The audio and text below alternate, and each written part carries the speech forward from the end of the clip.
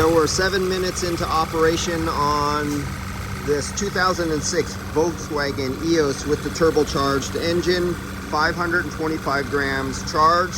We are starting to stabilize out on our compressor operation. So right now we're into 120 psi on the high side. We're into 24 psi on the low side. Going back to temperatures, we're stabilizing down, and we got to